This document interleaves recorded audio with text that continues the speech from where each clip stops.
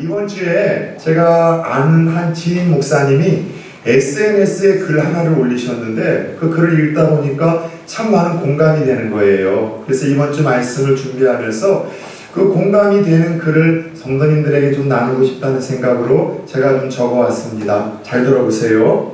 사람의 성격은 얼굴에 나타납니다. 링컨이 이 40이 넘어서 자기 얼굴에 책임져야 된다는 이야기처럼 그 성격은 얼굴에 드러난다는 거예요. 사람의 생활은 체형에 나타납니다.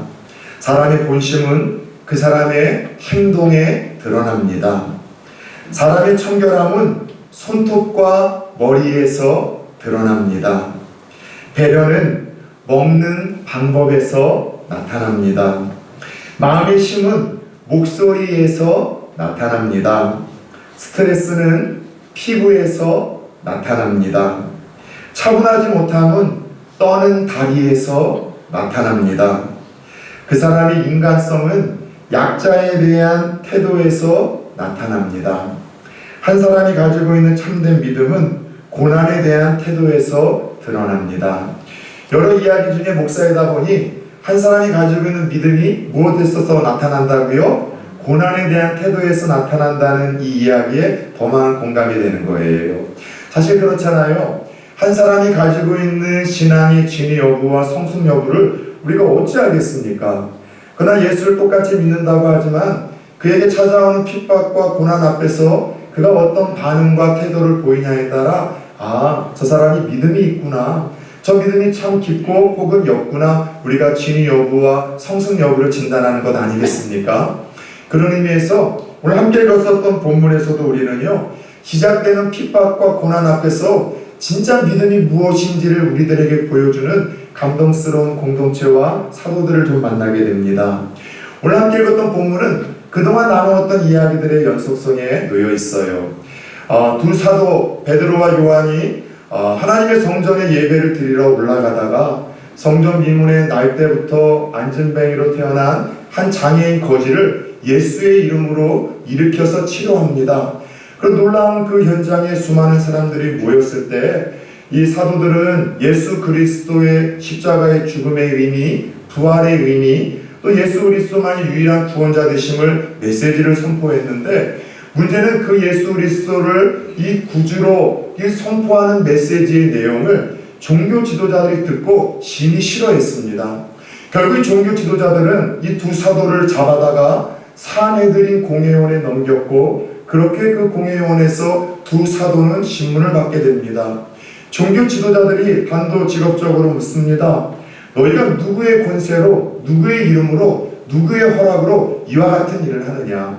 이와 같은 일이라는 것은 예수를 전하는 일과 예수의 이름으로 기도해서 병 낫는 치료와 기적을 일으키는 일입니다. 이에 예전에는 쫄보였었던 베드로가 성령의 충만함을 입어 당당히 이렇게 답변을 합니다. 너희가 죽인 예수 그리스도를 하나님 아버지께서 다시 살리셨다. 그 예수 그리스도가 모퉁이 돌에서 머릿돌이 되셨고, 하나님 아버지가 예수 그리스도 외에는 천하 인간 중에 구원을 얻을 만한 이름으로 우리에게 주신 일이 없다라고 그렇게 당당하게 선포를 하는 겁니다.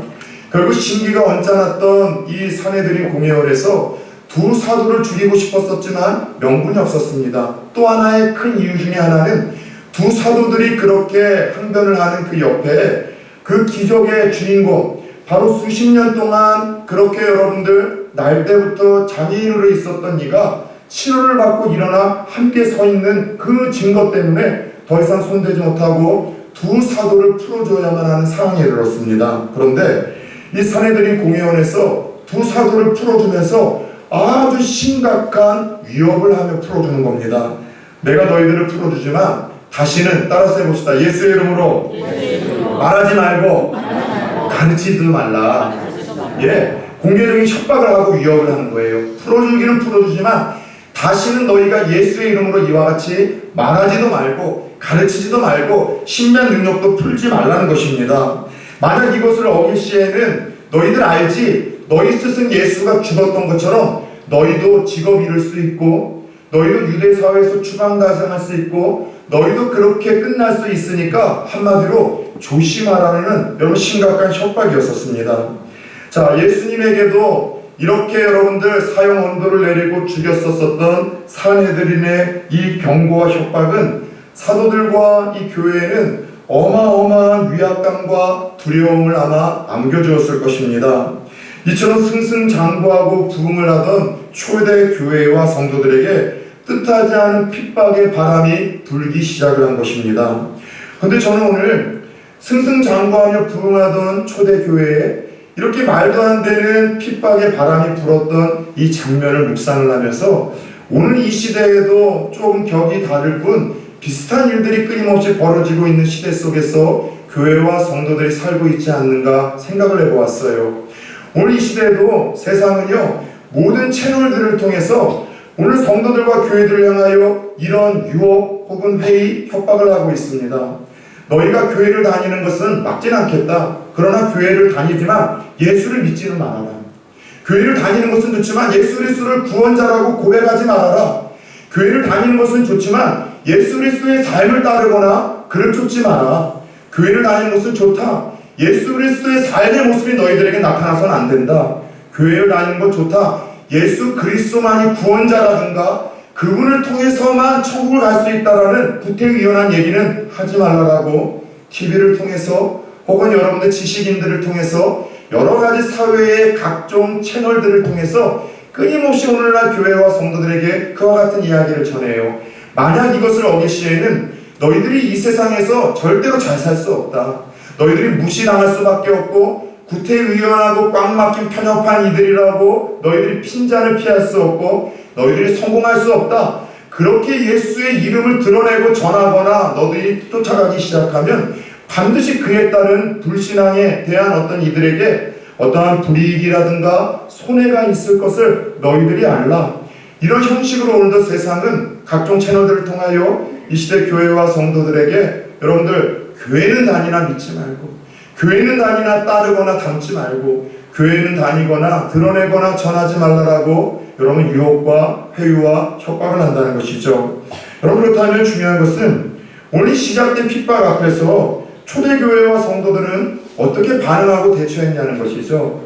오늘 그들의 반응과 대처를 통해서 세상의 여러 채널들을 통하여 교회와 성도들을 끊임없이 유혹하고 또 시험하고 또 회유하며 협박하는 현장에서 우리가 어떻게 믿음으로 반응하고 대처해야 되는지에 대한 지혜를 얻을 수 있습니다. 첫 번째, 따라서 해봅시다. 믿음의 동역자들과 함께 문제를 나누라. 예, 오늘 본문 23절입니다. 사도들이 노임에 그 동료들에게로 가서 제사장들과 장로들의 말을 다 알리니. 자, 그렇게 풀려난 두 사도가 어디로 갔어요? 겁이 나서 도망간 것이 아니라 다시 그 교회로 갔어요. 함께 있었던 그 성도들과 그 일어난 모든 일들에 대해서 다 나누고 함께 그 일들에 대해서 고민하고 여러분 의견을 나누기 시작을 했습니다. 겨울철만 되면은 저는 좀 시골에서 나고 자라서 그런지 항상 잊혀지지 않는 아주 추억 속의 놀이문화가 두 가지가 있어요. 우리 어르신 세대들 중에 공감이 되시는 분들이 있을 거예요. 예전에 시골에서 이 겨울철 놀이문화라고 한다면 대부분 아이들이 어디로 달려나갔습니까? 논으로 달려나가거나 강으로 달려나가서 그 여러분들 그 얼음판 위에서 썰매나 스케이트를 타거나 혹은 여러분들 누군가가 억지로 밀고 당기면서 그렇게 얼음을 지치면서 놀았던 추억이 있습니다. 겨울철에 여러분들 추억이 되는 대표적인 놀이문화이죠. 또 하나의 저는 겨울철 놀이문화가 무엇인가 하면 혹시 여러분 동짓날 하는 쥐불놀이라고 혹시 아세요? 예, 쥐불놀이. 예.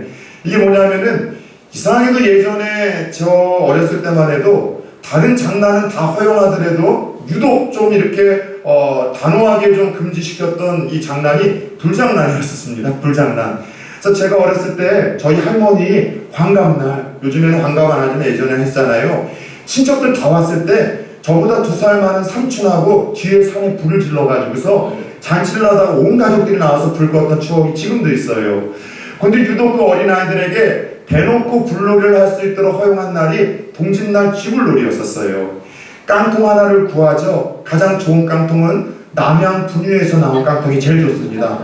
거기다가 못으로 구멍을 많이 뚫어서 바람이 통하게 한 다음에 산에서 솔방울들 그리고 나뭇가지 꺾어서 불을 지펴서 막 끈을 달아 돌리면은요 활활 타는데, 대여섯 명이 그 깡통을 여러분 들판에서 돌리면 얼마나 예쁘고 화려한 불놀이가 여러분들 연출되는지 몰라요. 그런데 그때 혹시 경험해 보신 분들 있습니까? 함께 나뭇가지 솔방울들 모아서 막 돌릴 때는 예쁘게 활활 타는 그 여러분들 재료들이 갑자기 여러분 그 안에서 뚝 솔방울 하나나 나뭇가지가 밖으로 떨어지면은요 그 불이 금방 꺼지는 거예요. 금방 사그라드는 거예요. 어렸을 적 경험한 그것을 보면서 교회의 하나님이 공동체라는 이름으로, 전도회라는 이름으로, 부서라는 이름으로 자꾸 모이게 하시고 마지막 때가 될수록 교제하는 일에 힘쓰라고 하셨던 여러 이유 중에 하나가 상식적으로 그와 같은 여러분 일이라는 것을 생각했어요. 여러분 그렇잖아요. 함께 모여서 기도할 때 더 뜨거운 법이고, 함께 모여서 밥 먹을 때 더 맛있고 많이 먹는 법이고, 함께 모여서 삶을 나눌 때 내게만 있는 삶의 문제인 줄 알았는데 저 사람도 똑같은 것 때문에, 똑같은 남편, 똑같은 문제 때문에, 아이들 때문에 고민하고 있고 불투명한 미래 때문에 답답해하고 있구나, 공감도 되고 위로가 되는 거예요. 함께 모여서 내가 겪고 있는 삶의 문제를 이야기하다 보니까 저 사람도 똑같은 문제를 경험했었는데 이런 방식으로 내가 헤쳐나갔다는 이야기를 듣고 나도 그렇게 헤쳐나가야 되겠다라는 해안과 지혜도 얻는 것 아니겠습니까? 그래서 여러분들 폴 트루니에라는 유명한 신학자이자 심리학자가 아주 이런 재밌는 얘기를 했어요.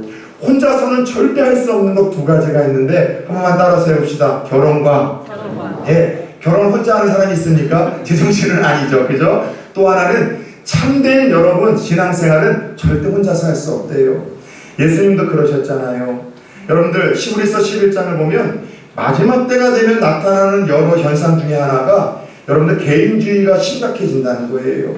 사람들이 서로 이러저러한 이유와 핑계로 모이지 않으려고 하는데요. 혼밥이 유명하고 혼술이 유명하고 혼자 여행이 유명하고 혼자 신앙생활하는 것이 자꾸 요즘에 트렌드인 것 같지만 성경과는 여러분들 상반된 이것은 삶의 문화들이라고 할 수 있어요. 오히려 성경에서 예수님은 2000년 후에 일어날 이런 심각한 개인주의를 보시면서 뭐라고 권면하셨는가 하면, 얘들아 마지막 때가 될수록 더욱 서로 권하여, 따라서 해봅시다. 모이기에 힘쓰라. 모이기에 힘쓰라. 모이기에 힘쓰라고 했어요. 여러분 신앙생활에 여러 영역이 있죠. 예배 드리는 영역, 기도하는 영역, 찬양하는 영역 중에 저는 신앙생활을 하면 제일 힘든 영역이 바로 이 교제의 영역이라고 생각을 해요. 나와 격이 다른 사람들과 함께 모여서 교제한다는 것, 이게 진짜 어려운 일인데 이 세상에서는 그나마 나요. 생활 수준이 비슷하고 가치관이 비슷하고 학력이 비슷한 사람들끼리 모이다 보니까 큰 여러분 이질감이 없어요. 그런데 교회라는 공동체는 이상하거든요. 학력도 다르죠. 연령도 다르죠. 여러분 경제적인 상황도 다르죠. 문화도 다른 사람들이 모여서 함께 생활하다 보니까 이게 쉽게 하나가 되기가 어려운 그 공동체가 바로 교회예요. 그래서 교회에서는 제일 힘든 신앙생활의 영역 중에 하나가 다른 사람들과 함께 여러분들 교제하고 삶을 나누고 맞춰가면서 예수 그리스도를 닮아가는 일이 제일 어려운 거예요. 한 사람이 신앙의 성숙 여부가 드러나는 가장 아름다운 장면은요, 다른 사람들과 어떤 인간관계를 맺고 있느냐를 보면은요 여지없이 드러납니다. 사랑 여러분, 마지막 때 일어나는 인간의 이 본성을 주님은 예언하시고, 너희들이 바쁘다는 이유로, 내 성향이 조금 소심하다는 이유로 다른 사람들과 만나봤자 늘 상처와 아픔을 당하고 열등감을 겪는다라는 그 여러 트라우마의 이유로 모이기에 힘쓰지 않는 문화가 교회 안에 있을지 모르겠지만, 너희가 바르게 신앙생활하고 세상에 끊임없이 우리를 유혹하고 넘어뜨리려는 핍박과 고난 속에서, 그 어떠한 여러분 협박 속에서 이겨내고 버텨내기 위해서는 하나님이 선물로 허락하신 다른 동역자들과의 믿음의 교제가 필요하다는 이 말씀을 가슴에 새길 수 있는 성도님들 되어지길 축원합니다. 삶의 문제가 있을 때 여러분들 찾아가세요. 함께 이야기를 나눌 수 있는 여러분의 전도회가 그런 모임이 되었으면 좋겠어요. 섬기는 부서가 그랬으면 좋겠어요. 지난주 금요일 저도 부정교회에 제주원신 그 세미나 첫 번째 강사로 갔는데, 우리 성교 목사님께서 좀 일찍 부르셨어요. 이동 목사님 예배 시간 그때서 오지 말고 같이 밥 좀 먹자고. 그래서 6시 반에 가서 예약된 곳에서 단둘이 밥을 먹고 바로 또 한 2시간 정도 교제를 하면서 제가 누구에게도 말하지 못하는 저의 좀 고민과 여러 가지 기도 제목, 상담 이야기들을 호심없이 또 털어놨고, 목사님도 지금까지 누구에게도 얘기하지 않았던 이야기들 나누면서 더 깊은 교제가 이루어지고, 아, 그래야 되겠구나, 하나님 뜻이 이거구나, 그래도 되겠구나, 이런 감동과 도전을 교제 속에서 하나님 주시면서 막 힘을 얻게 하시는 거예요. 사랑하는 여러분, 아프리카의 그 유명한 속담 아시죠? 한 번만 따라 세웁시다. 빨리 가려면 혼자 가고, 멀리 가려면 함께 가라. 하나님 주시는 성경의 동일한 메시지 아니겠습니까? 빨리 가라면 혼자 갈 수 있겠죠. 그러나 맹수가 득실득실되는 아프리카 같은 환경에서 혼자 간다는 것은 여러분 얼마만큼 갈지는 모르겠지만 그 결과가 어떠하다는 것은 뻔히 아는 사항 아니겠습니까? 우리의 신앙이 이 정도 그래요. 다른 사람들과 함께 발맞춰 간다는 거, 동행한다는 거 쉽지 않다니까는요. 제 아내와 함께 NC백화점이나 차 한잔 마시러 갈 때도 항상 아내한테 핀잔을 좀 들어요. 천천히 가요. 요즘에는 아예 제 아내가 뭐라고 핀잔 주지 않고 그냥 팔짱을 딱 껴버려요. 그거는요, 천천히 걸으라는 뜻이에요. 평생 살았던 제 아내하고도 함께 발 맞춰 동행하는 것이 어려운데 성격이 다르고 생활 수준이 다르고 여러분 신앙의 컬러가 다르고 여러 가지 경제적인 사항이 다른 이들과 함께 교제한다는 것이 어찌 쉬울 수 있겠습니까마는 예수 그리스도라는 공통 분모 속에서 함께 교제하고 함께 나누며 나아갈 때 이 신앙의 여정에서 쉽게 이단에 우리가 흔들리지 아니하고 빠지지 아니하고 어떤 세상의 유혹과 회유와 협박 속에서도 버텨내고 이겨내고 힘을 얻을 수 있는 여러분들 원동력이 된다는 사실을 기억하시기를 축원합니다. 우리 전우자를 한번 이렇게 옆에 분하고 인사합시다. 나랑 친해지세요. 나랑 친해지세요. 한 번만 더 이렇게 인사합시다. 죄송한데 오늘 시간 있으면 밥 좀 사주세요. 그래서 우리 부산 추운교회는 항상 이야기하잖아요. 추구 안면해 보세요. 얼마나 예쁘게 만들었습니까? 행복한 만남, 아름다운 동행이 시작되는 가족 공동체예요. 가족이라는 게 뭐예요? 각자의 학교에서 직장에서 이런저런 일들, 에피소드를 통해서 울고 웃고 스트레스 받고 상처받지만 밥 먹는 자리에서 내가 이런 아픔이 있었고 이런 고민이 있었었다 이야기를 하면 헐 대박 진짜 공감도 해주고 위로해주는 공동체가 가족 공동체 아니겠습니까? 어찌하든 2019년도까지 어떤 전도회 모임이나 부서 모임 다른 이들과의 만남 자체를 불편하며 개인적으로 신앙생활을 하시는 분들이 있다면 2020년도에는 하나님이 선물로 허락하신 우리 공동체 안에 용기 내어 한 발만 더 깊게 들이셔서 하나님 주신 이 풍성한 은혜와 또 이 은총을 누릴 수 있는 주인공들 되어주기를 예수의 이름으로 축원합니다. 두 번째, 시작된 이 핍박 속에서 이 사도들과 초대교회 성도들은 어떻게 이겨냈는가 하면은요, 믿음의 동역자들과 따라 세웁시다. 함께 기도하라. 함께 기도하라. 예, 오늘 함께 읽었던 본문 24절이에요. 그들이 듣고 한 마음으로 하나님께 소리를 높여 이르되. 여러분들 함께 모여서 하소연만 하고 끝난다면은 세상의 모임과 교회 공동체의 모임이 무슨 차이가 있겠습니까? 그러나 그 삶의 문제를 함께 나누고 격려할 뿐만이 아니라 그 문제가 인간의 방법으로 해결할 수 없기에 하나님에게 함께 여러분들 던져놓고 기도하는 것, 이것이 여러분들 유혹과 만만치 않은 세상의 회유와 공격 속에서 우리가 믿음을 지키며 영향력을 발할 수 있는 좋은 비결이 될 수 있다는 거예요. 특별히 오늘 이 두 사도가 풀려난 뒤에 그 이야기를 다 들은 성도들이 함께 한 마음으로 소리를 높여 기도했다는 장면에 저는 조금 눈길을 좀 쏟게 됐어요. 소리를 높여 기도했다는 것이 뭘 의미합니까? 그만큼 절박했다는 거예요. 간절했다는 거예요. 여러분 상식적으로 생각해 보세요. 예수 그리스도가 사내들인 공회원의 여러분들 그 모함 속에서 십자가에 못 박혀 그렇게 죽으셨습니다. 똑같은 그 무서운 공회원에서 너희 오늘은 어쩔 수 없이 풀어주지만 예수의 이름을 계속해서 말하거나 증거한다면 내가 너희를 죽일 거라는 협박을 받고 풀려났을 때 얼마나 그것이 위압감이 되고 두려웠을 거예요. 그래서 그들은요 다른 이유 때문에 기도했던 것이 아니에요. 두렵고 불안하고 앞이 보이지 않고 어떻게 해야 될지 몰라서 하나님 앞에 소리를 치면서 절박하게 기도했다는 것이죠. 여러분 그래요. 아직도 내가 하나님 앞에 나와 하나님 아니면 안 된다라는 절박함이 없다라면, 하나님을 붙드는 기도에 여러분들 시간이 없다면 이것은 100% 그런 거예요. 아직 내가 그만큼 급하지 않다는 거예요. 살만하다는 거예요. 앞이 안 보여서 불투명하고 두렵다라고 이야기는 하지만, 이런저런 문제로 죽고 싶다라고 이야기는 하지만, 아직은 버텨볼 만하고 살만하기에 다른 사람 도움 구하지 않는 것 아니겠습니까? 상식적으로 생각해 보세요. 우리가 물놀이를 하다 물에 빠졌다고 생각합시다. 지금 죽게 생겼는데 누군가 알아서 와주기를 여러분들 체면 차리며 기다리겠습니까? 빠져 죽게 생겼다는 절박함 속에서 소리치지 않겠어요? 누구 없어요? 나 좀 살려주세요. 나 좀 건져달라고. 오늘 사도들과 초대 교회들이 소리내어 기도했었던 것은 동일한 그와 같은 상황 속에서 두려웠기 때문에, 불안했기 때문에, 아무것도 보이지 않고 할 수 없었기에 할 수 있는 것이 기도 하나뿐이었기 때문이에요. 자주 말씀드렸죠. 여러분, 아무것도 할 수 없을 때 두 손을 모으면 누가 일을 시작하신다고요? 하나님이 일을 시작하심을 믿으시길 축원합니다. 기도하면은요, 문제보다 더 크신 하나님이 보이기 시작해요. 예수를 믿어도 기도하지 않으면 내게 주어진 문제가 내 인생의 모든 것처럼 그것이 나를 엄습을 해서 여러분 소망도 없고 힘도 없고 좌절과 낙심과 불안한 가운데 깊은 눈 속에 빠져버리죠. 근데 기도하면 문제가 그대로 있어요.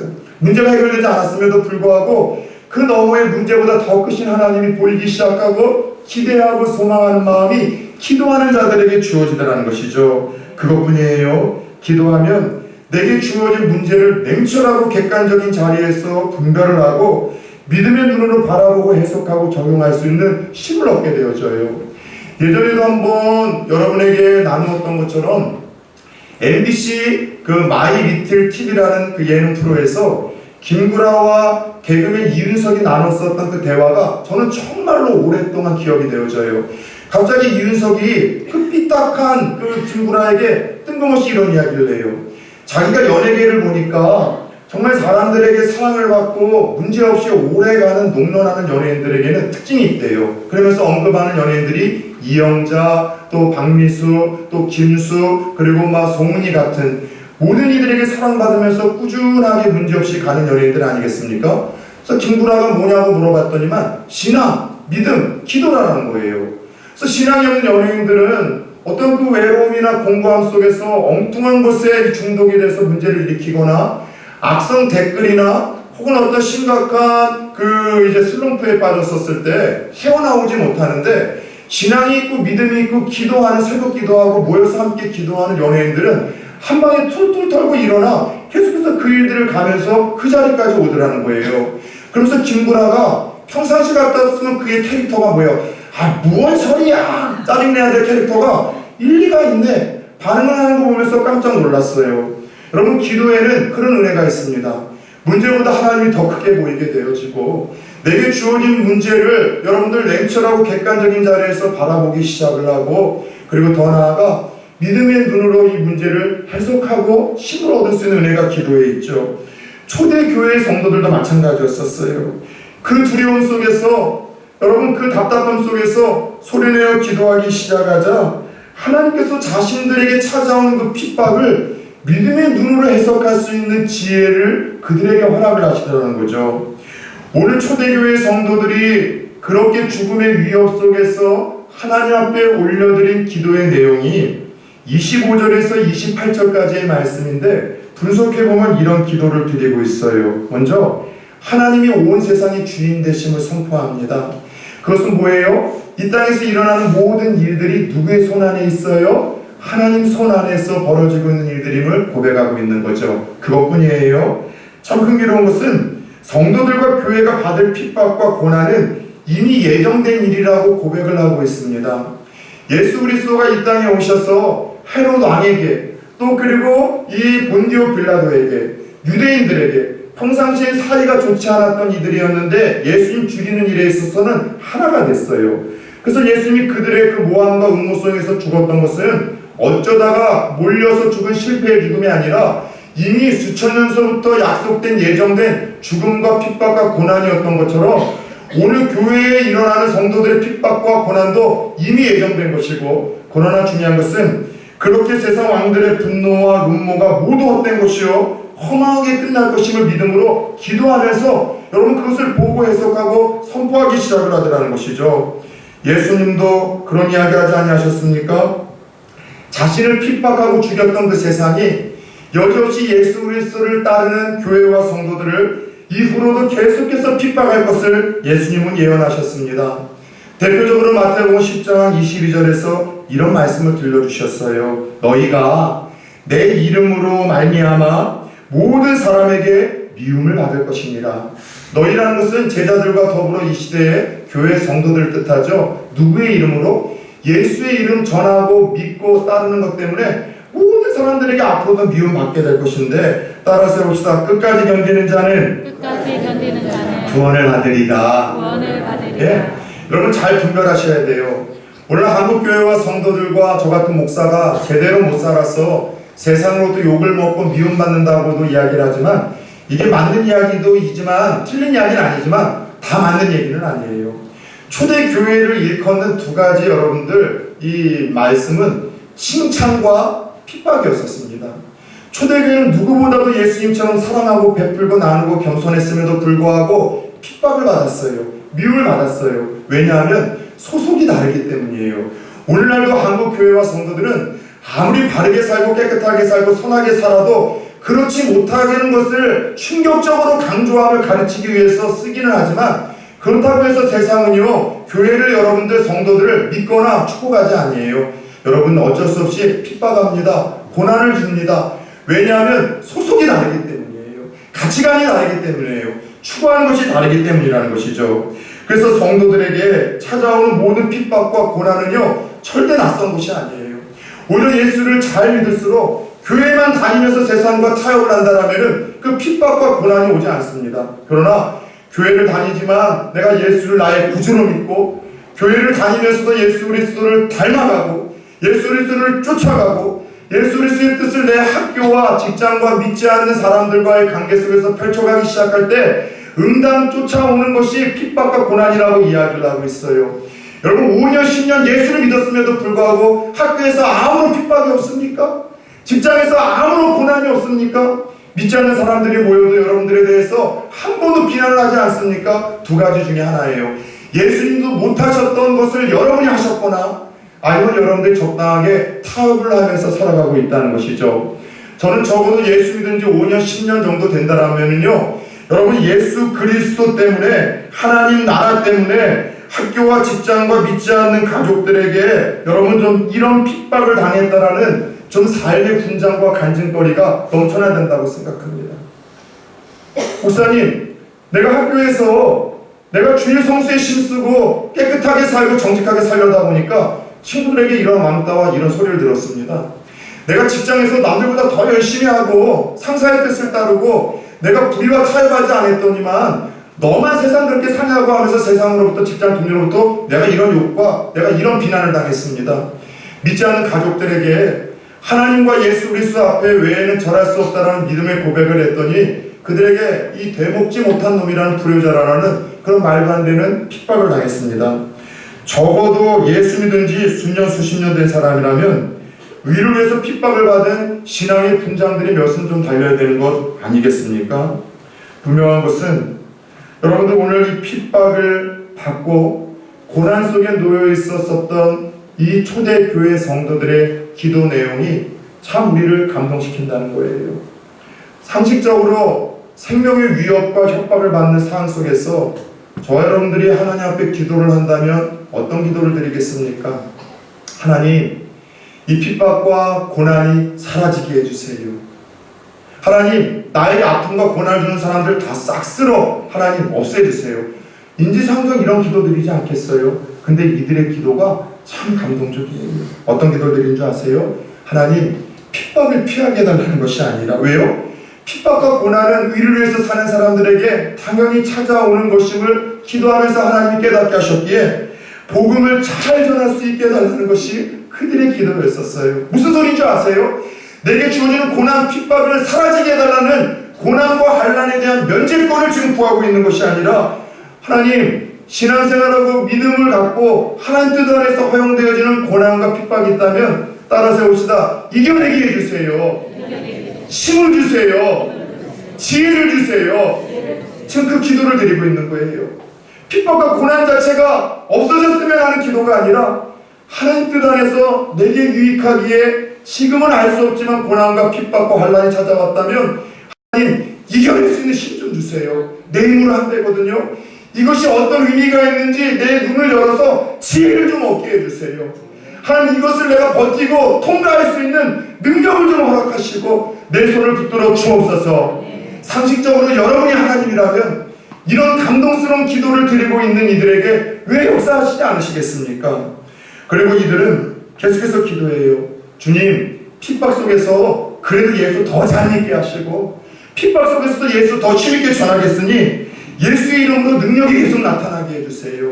예수의 이름으로 병나는 역사가 일어나게 하시고 우리를 축복해 주셔서 복음을 더 힘있게 전할 수 있겠으니 우리 좀 축복해달라고 그렇게 기도를 하고 있습니다. 사랑하는 부산 초원교회 성도님들, 2020년도에 여러분들 생업이 잘 되기를 축원합니다. 가정이 정말 잘 되기를 축원합니다. 여러분이 계획하고 도전하고 두드리는 모든 분들이 하나님 은혜 가운데 활짝 열릴 수 있기를 축원합니다. 그런데 그때 감동스럽게 이런 단서를 하나 더 달아보세요. 하나님, 나 혼자 잘 먹고 잘 살기 위해서 자녀들 잘 되라고 하는 것 아니에요. 나 혼자 잘 먹고 잘 살고 편안하게 떵떵거리기 위해서 내 생업과 사업 하나님 대박나게 해달라는 것 아니에요. 나 혼자 건강하게 살기 위해서 그냥 그렇게 건강을 위해서 기도하는 것 아니에요. 하나님 나 건강 주시고 내 자녀들 정말 잘 되게 해주시고 내 사업 잘 되게 해주셔서 하나님 믿지 않는 자들에게 더욱더 힘있게 복음을 전하여 하나님 영광 들려드릴 수 있도록 나 좀 축복하시고 내 자녀 좀 축복하시고 내 사업도 축복하시고 왜 아멘들 안 하십니까? 2000올 한 해를 축복하여 주옵소서. 하나님을 감동시킬 수 있는 저와 여러분들 기도 제목 되기를 축원합니다. 매일 하나님 이런 고난 피하게 하시고 이런 문제 없게 하시고 이런 기도가 아니라 고차원적으로 하나님을 감동시킬 수 있는 이런 기도를 드렸으면 좋겠어요.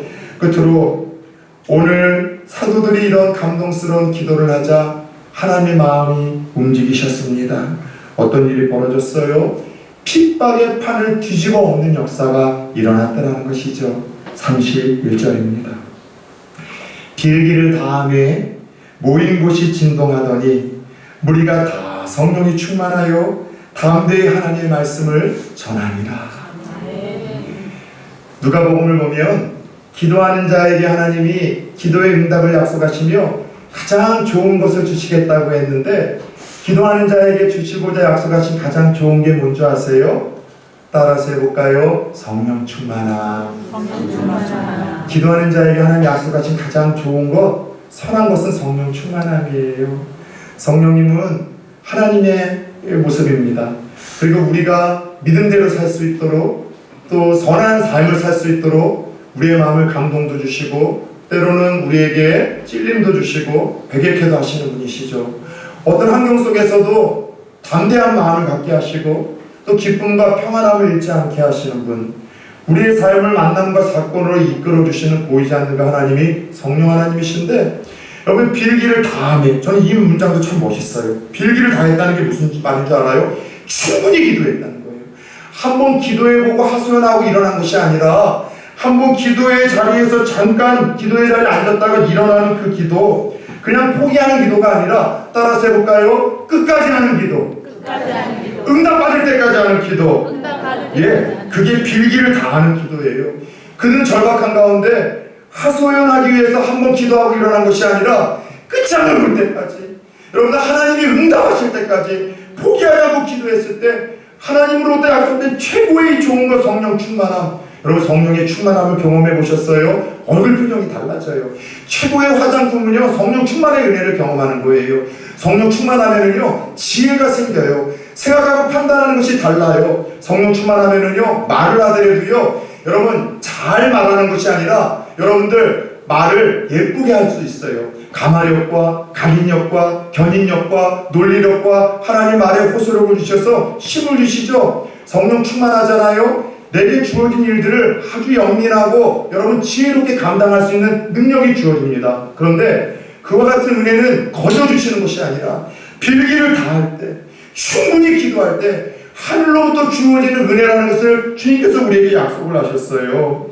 결국 하나님께서는 감동스러운 이들의 기도를 들으셨고 기도하는 자에게 주시겠다 약속하신 최고의 선물, 평안함과 담대함과 지혜와 능력이 있는 성령 충만함을 주셔서 더욱더 담대히 복음을 즐겁게 하시어 그 수많은 종교 지도자들의 유혹과 회유와 협박에도 불구하고 초대교회가 더 왕성하게 하나님의 나라를 펼쳐가는 위대한 공동체로, 세상에 강력한 영향을 끼치는 공동체로 하나님의 역사 속에서 쓰임받게 하셨습니다. 요즘 우리 성도님들 중에는 참 여러 모양으로 힘들어 하시는 분들, 또 여러 가지 기도 제목을 끌어안고 하나님께 눈물 흘리시는 분들이 있다는 거 알고 있습니다. 교회에서 더 많은 봉사의 직분을 맡다 보니 더 많이 힘드시고 헌신하시는 분들, 예수를 통한 그것도 고난이라고 할 수 있겠죠. 믿지 않는 가족 중에 혼자 예수를 믿고 믿지 않는 가족들의 그 비웃음과 조롱을 여러분들 뒤로하며 가하리 신앙생활 하시는 분들, 그거는 여러분들 믿음의 가정에서 편안하게 신앙생활 하시는 분들은 상상할 수 없을 만큼의 위압감과 두려움과 여러분들 그들에게 또 다른 핍박이 될 것입니다. 직장에서 대충 타협하며 살면은요, 이런 거란 없겠죠. 교회를 다녀도 예수 안 믿고 살고, 교회를 다녀도 예수 뜻과 무관한 삶을 살고, 교회를 다녀도 예수 증거하지 않고 드러나지 않는다면 그럴 리가 없겠지만, 교회를 다니면서 예수를 믿고, 교회를 다니면서 예수의 뜻을 따르고, 교회를 다니면서 예수님을 닮아가려고 하고, 교회를 다니면서 예수님을 증거하려다 보면 더 많은 핍박과 환난을 학교에서 당하는 청년들이 있을 거예요. 직장에서 당하는 이들이 있고 가정에서 당하는 이들이 있을 거예요. 저는 그들에게 오늘 하나님 주신 이 말씀이 큰 위로가 되었으면 좋겠어요. 잘 보세요. 교회와 성도들 향한 세상의 핍박이 오히려 교회를 더 성령 충만하게 하고 부흥케 하는 요인이 되어지지 않았습니까?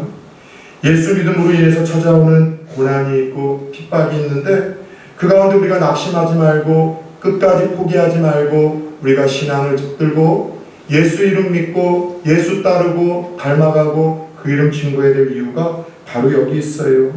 핍박과 고난이 여러분들에게 저에게 더 많을수록 우리를 통해서 하나님 이루고자 하시는 그분의 섭리와 뜻과 축복이 더 크고 풍성하다는 사실도 오늘 말씀을 통해서 가슴에 새길 수 있기를 축원합니다. 한 농부가 어느 날 기도하다가 하나님을 만나 그런 소원을 아랬대요. 하나님, 제가 호두나무 농사를 좀 짓고 있는데 제 마음대로 좀 1년만 이 자연과 일기와 날씨를 다스릴 수 있는 좀 심어주세요.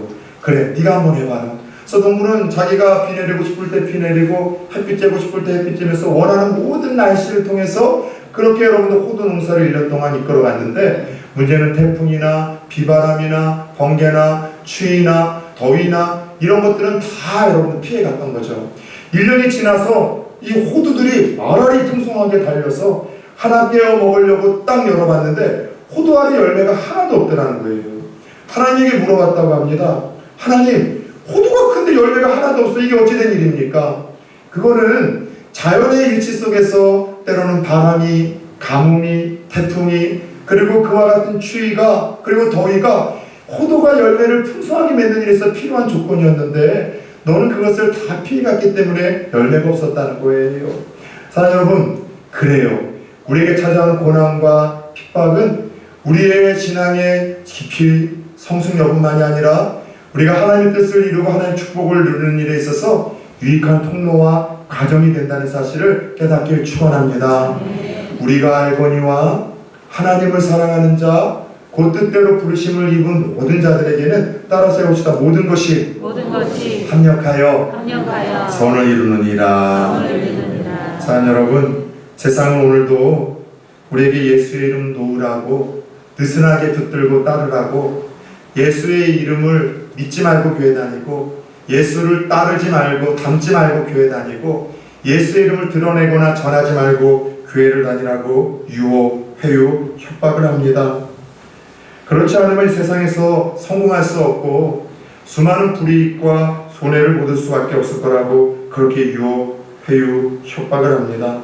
그러나 오늘 제자들처럼 그 유혹과 회유와 협박 속에서도 믿음의 동역자들과 삶을 나누고 믿음을 더 견고히 하고, 내가 절박한 만큼 그 모든 문제보다 크신 하나님 앞에 내 삶의 문제를 다 토해내므로 고난과 핍박을 믿음의 눈으로 보게 하신 하나님의 은혜, 성령 충만의 능력을 얻어 그 모든 것을 정말 돌파할 수 있는 그런 강력한 능력을 입는 또 다른 성도님들과 2020년도의 주인공 되어줄 수 있기를 예수 그리스도의 이름으로 축원합니다.